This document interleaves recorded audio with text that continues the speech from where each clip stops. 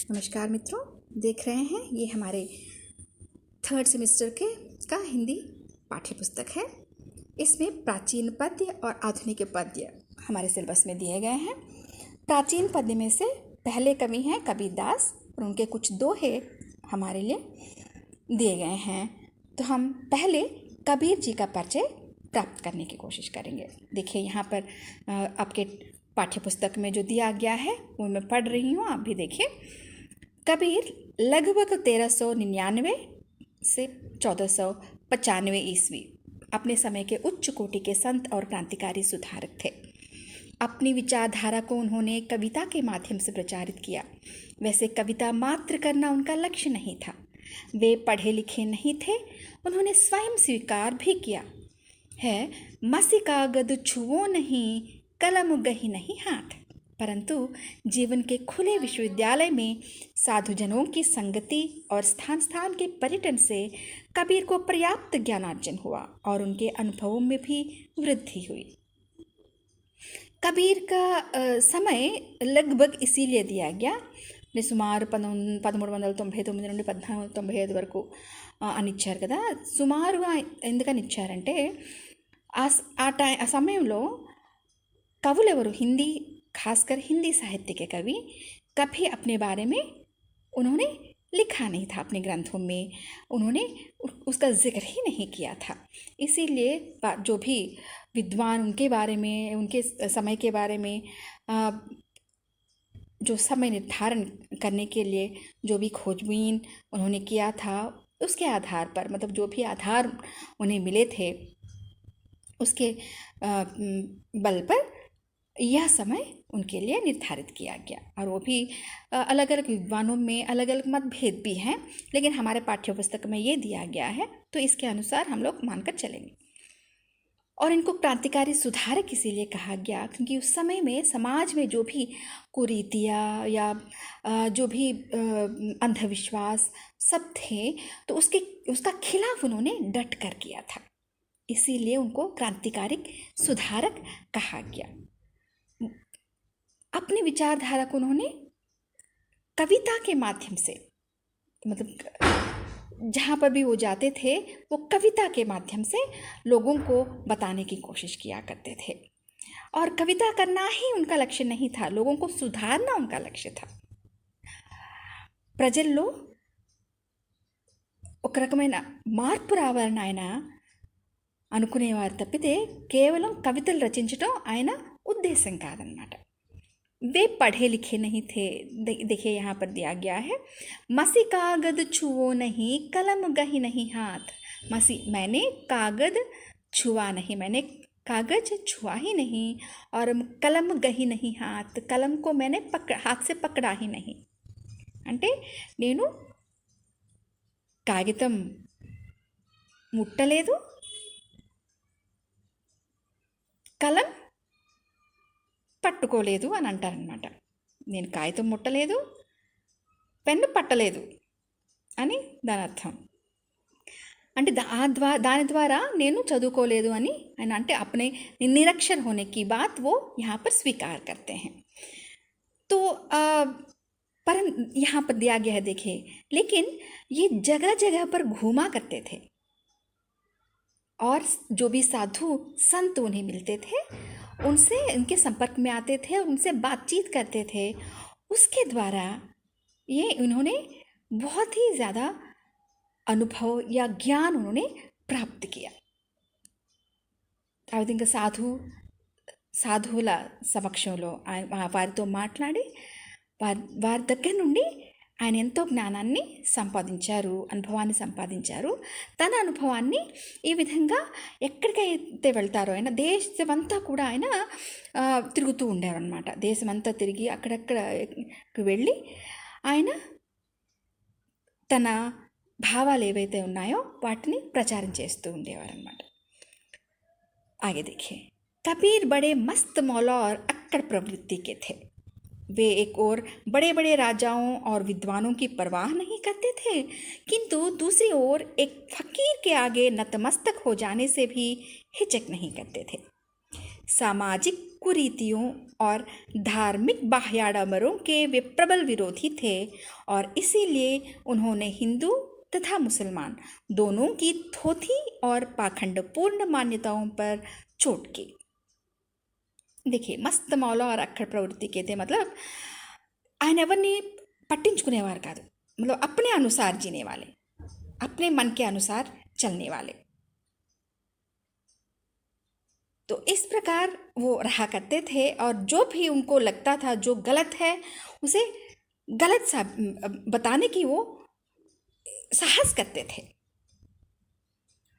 जैसे यहाँ पर देखिए, मतलब उस समय राजाओं का समय था ना, तो राजाओं के पास जाकर उनके सामने नतमस्तक होना ये नहीं चाहते थे, लेकिन फ़कीरों के सामने वो अपने आप को बहुत ही छोटा मानते थे, मतलब अपने आप को उनके सामने झुकाते थे। सामाजिक कुरीतियों और धार्मिक बाह्याडंबर, मतलब समाज में जो भी बुरी प्रथाएं थीं और धर्म के नाम पर आडंबर हुआ करते थे, उन सब का उन्होंने विरोध किया। हिंदू हो या मुसलमान, కేవలం ఒక ధర్మాన్ని కాదు, ఒక మతంలోని कुरीतियों को ही नहीं, लेकिन दोनों ही धर्मों में जो भी बुरी प्रथाएं थी और आडंबर थे, उन दोनों को उन्होंने खंडन किया। इसके साथ ही उन्होंने राम और रहीम के अभेद स्थापित कर ईश्वर सबका एक है के सिद्धांत को प्रतिपादित कर धार्मिक ऐक्य की भावना को प्रचार किया। तो यहाँ पर ये मुसलमान और हिंदू दोनों धर्मों को एक करने की उन्होंने భర్సక్ ప్రయాస్ किया। ఆయన సమయంలో ఆయన రాముడు రహీం ఇద్దరు కూడా ఒక్కరే, మనకి ఏ విధంగా మన ధర్మాన్ని ఆచరిస్తామో ఆ విధంగా వేరువేరుగా మన ఆచార వ్యవహారాలు ఉన్నాయి తప్పితే వీరిద్దరూ కూడా ఒక్కరే అని ఆయన చెప్పడానికి ఎంతగానో కృషి చేశారు। इस प्रकार उन्होंने हिंदू मुसलमानों के बीच जो भेदभाव की खाई थी उसे मिटाने का अथक प्रयत्न किया। ఇలా చెప్తూ ఆయన హిందూ ముస్లిమ్స్లో ఇద్దరిలోనూ చాలా అంటే మేం గొప్ప అన్న ఒక భావన ప్రజల్లో ఉండేది కదా। తో ఇప్పటికి కూడా బహుశా ఉందనే నేను భావిస్తున్నాను। ఆ భావాన్ని ఆయన ఆ రోజుల్లో పూర్తిగా తొలగించాలని ఎంతగానో కష్టపడ్డారు। कबीर की कविताओं में अनुभूति की सच्चाई और भाव प्रवणता तो है, परंतु कला की कारीगरी वहाँ नहीं है। अब यहाँ देखिए, मतलब इनकी कविताओं को पढ़ेंगे तो जो भाव वो बताना चाहते हैं, जो विचारधारा वो हम तक पहुँचाना चाहते हैं, वो हमें बहुत ही आसानी से हमें पहुँच जाता है, लेकिन उसमें कोई मतलब अलंकारिकता या छंद बहुत ज़्यादा काव्य शास्त्र से संबंधित जो भी रस छंद अलंकार जो भी हैं उन सब का उन्होंने प्रयोग नहीं किया। सर्वसाधारण के लिए उन्होंने कविता की, क्योंकि उन्होंने साधारण जनता के लिए उन्होंने कविता कही थी ना। लोगों के बीच साधारण आम जनता के बीच जाकर उन्होंने अपने प्रवचन किए, तो इसीलिए वहाँ पर उनके दोहों में ये सब कुछ हमें देखने को नहीं मिलता। अब देखिए उनकी भाषा की बात, उसमें ब्रज, अवधी, राजस्थानी, पंजाबी और अरबी फारसी के बोलचाली शब्दों का प्रयोग मिलता है, परंतु इसके साथ अनेक स्थानों पर हठ योग की शब्दावली और प्रतीकों के प्रयोग से उसमें कुछ दुरूहता भी आ गई है। अब देखिए उनकी भाषा में कौन कौन से शब्द मिलते हैं, ये यहाँ पर बताया गया। ब्रज भाषा अवधि, उस वक्त ब्रज अवधि पूर्ण रूप से, मतलब कुछ कवियों ने जैसे कि सूरदास जी, वैसे कवियों ने ब्रज को अपनी काव्य की भाषा मानी, और अब तुलसीदास जी ने अवधि को अपनी काव्य की भाषा स्वीकार किया। तो इस तरह अलग अलग लोगों ने अलग एक भाषा को ही स्वीकार किया था। लेकिन यहाँ पर कबीर जी का हम देखेंगे तो उनके, क्योंकि सामान्य जनता के लिए उन्होंने उनके बीच जाकर उन्होंने प्रवचन किया था ना, तो उनके जो बोलों में जो भी मतलब शब्द आए थे, वो ब्रज, अवधी, राजस्थानी, पंजाबी, अरबी, फारसी, उस वक्त बोलचाल में जो भी शब्द प्रचलित थे वो सब आते वहाँ पर हम लोगों को देखने को मिलते हैं। तो एक भाषा उनको हम नहीं कह सकते, लेकिन इनका नाम दिया गया है, इनकी भाषा का नाम दिया गया है साधुक्कड़ी। साधुक्कड़ी मतलब साधुओं की भाषा, या क्योंकि बहुत सारी भाषाओं का मिश्रण है इसीलिए इसे खिचड़ी भी कहा गया। तो इस तरह इनकी भाषा बहुत ही आम जनता तक पहुंचने वाली भाषा थी। और यहाँ पर इतना तो है, लेकिन यहाँ पर यह भी कहा गया है ना कि क्योंकि हठ योग और प्रतीकों का प्रयोग उन्होंने किया था, इसीलिए दुरूहता मतलब थोड़ी सी मतलब समझने में कठिनाई भी कहीं कहीं हो जाती है।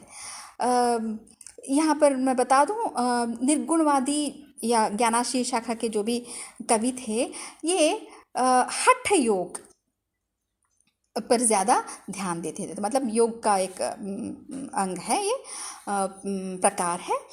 तो योग के द्वारा भगवान तक पहुंचने की बात, मतलब ये जो भी आसन करते थे और ध्यान ज़्यादा किया करते थे, और इस तरह हठ योग के जो भी लक्षण हैं उसके आधार पर ये चला करते थे। इसीलिए इस मतलब उनके काव्य में या उनके बातों में उन शब्दों का आना स्वाभाविक है ना। तो इसीलिए ऐसे शब्द भी आ गए, और जो योग साधना के बारे में या योग के बारे में जो भी नहीं जानते उनके लिए ये थोड़ा कठिन होगा। तो इसे यहाँ कहीं कहीं समझने में कठिनाई हो सकती है, या नहीं तो वैसे भी हम पढ़ने जा रहे हैं ना, आप लोगों को समझ में आ जाएगा कि कितने सरल रूप से वो लोगों को अपनी बात समझाने की कोशिश किया करते थे।